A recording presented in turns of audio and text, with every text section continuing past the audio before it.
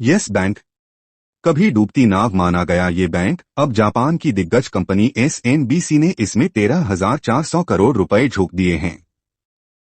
क्या अब yes bank की किस्मत बदलने वाली है? क्या यह स्टॉक दोबारा मल्टीबैगर बन सकता है? आज की वीडियो में हम आपको बताएंगे यस बैंक के फंडामेंटल, विदेशी डील के पीछे की सच्चाई और निवेश का सही मौका। तो जुड़े रहिए स्मार्ट इन्वेस्टर चैनल के साथ, जहां बात होती है सिर्फ स्मार्ट निवेश की। यस बैंक की छवि एक समय विवादित रही, लेकिन अब इसके आंकड़े चौंकाने वाले हैं। बैंक का ग्रोस एनपीए घटकर 1.6% और नेट एनपीए सिर्फ 0.3% रह गया है, यानी लोन रिकवरी में जबरदस्त सुधार। पिछली 5 तिमाही से बैंक मुनाफे में लगातार ग्रोथ कर रहा है। Q4 साल 25 में बैंक ने 452 रुपए करोड़ का नेट प्रॉफिट कमाया, वो भी 20% से ज्यादा की ग्रोथ के साथ। इतना ही नहीं, पायोट्रॉस की एफ स्कोर 7/9 है, जो ये दिखाता है कि बैंक अब बुनियादी तौर पर मजबूत हो रहा है। अब बात करते हैं सबसे बड़े धमाके की। जापान की एसएमबीसी यानी सुमितोमो मित्सुई बैंकिंग कॉरपोरेशन ने यस बैंक में 20% हिस्सेदारी खरीदी है।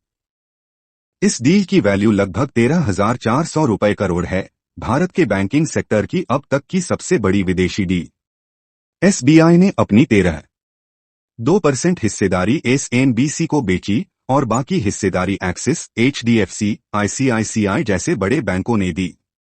एसएनबीसी अब भारत में यस बैंक के जरिए एंटर करना चाहता है और यह निवेश मूडीज जैसी एजेंसी को भी पसंद आया। मूडीज ने यस बैंक की रेटिंग बढ़ा दी, BA3 से BA2 कर दी। यानी अब यस बैंक की क्रेडिट क्वालिटी में अंतर्राष्ट्रीय भरोसा जुड़ गया है। चलिए अब बात करते हैं फंडामेंटल की।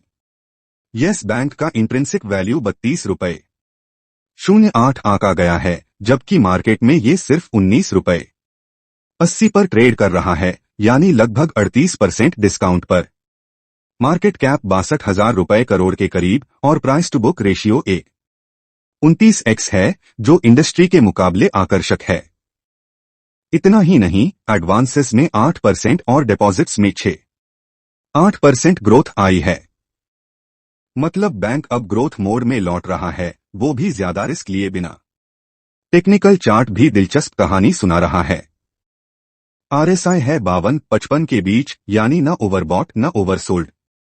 मैक्ट में हाल ही में बुलिश क्रॉसओवर हुआ है, जो कि ऊपर की ओर ट्रेंड का इशारा है। अगर शेयर 22 रुपए के ऊपर क्लोज करता है तो यह एक बड़ा ब्रेकआउट माना जाएगा। अगर आप लॉन्ग टर्म निवेशक हैं तो यस बैंक को 1920 के रेंज में सिप मोड में एंटर कर सकते हैं। शॉर्ट टर्म टारगेट हो सकता है 26 रुपए और लॉन्ग टर्म में 32+ का स्तर भी संभव है। लेकिन 2 बातें ध्यान रखें। अब यस बैंक के पास कोई प्रमोटर नहीं है, जिससे गवर्नेंस में निगरानी की कमी हो सकती है। एसबीआई, आईसीआईसीआई जैसे बड़े बैंकों ने हिस्सेदारी बेची है, जिसका मतलब ये नहीं कि बैंक खराब है, लेकिन वह शॉर्ट टर्म प्रेशर ला सकता है।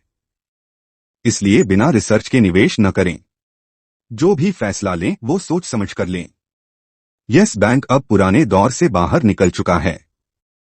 जापानी दिग्गज का भरोसा, फाइनेंशियल सुधार और डिस्काउंटेड वैल्यू, तीनों चीजें इसे एक संभावित टर्नअराउंड स्टॉक बनाती हैं।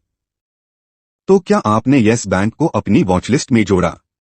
क्या आपको लगता है एसएनबीसी की एंट्री इस बैंक का भविष्य बदल सकती है? नीचे कमेंट करके अपनी राय जरूर दें। और ऐसे ही स्मार्ट कंटेंट के लिए हमारे चैनल स्मार्ट इन्वेस्टर को लाइक, सब्सक्राइब और शेयर जरूर करें। अगले वीडियो में मिलते हैं एक और धमाकेदार स्टॉक स्टोरी के साथ।